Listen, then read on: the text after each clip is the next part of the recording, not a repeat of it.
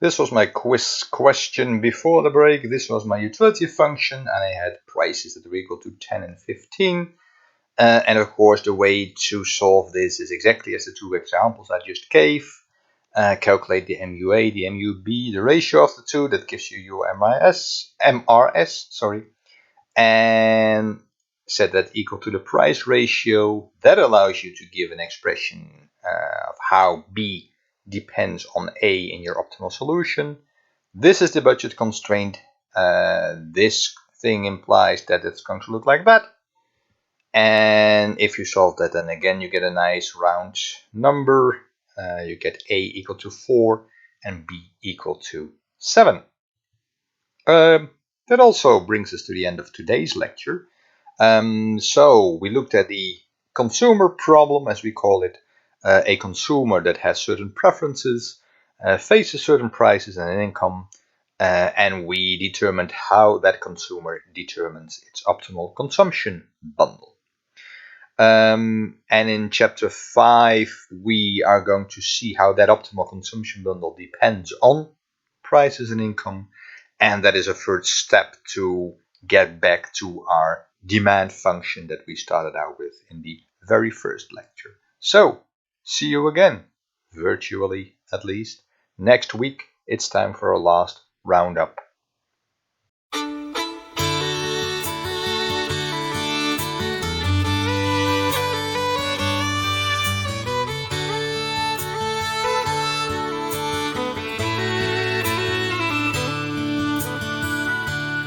I've had choices since the day that I was born. There were voices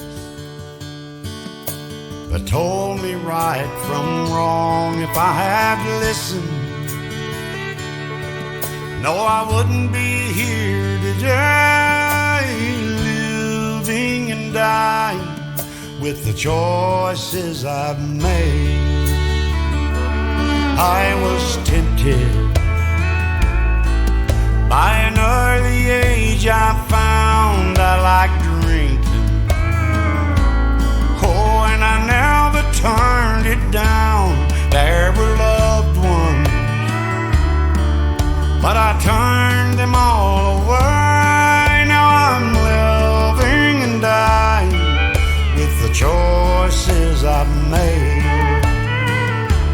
I've had choices since the day that I was born.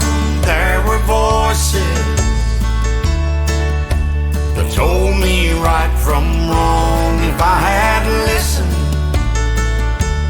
no, I wouldn't be here today, living and dying with the choices I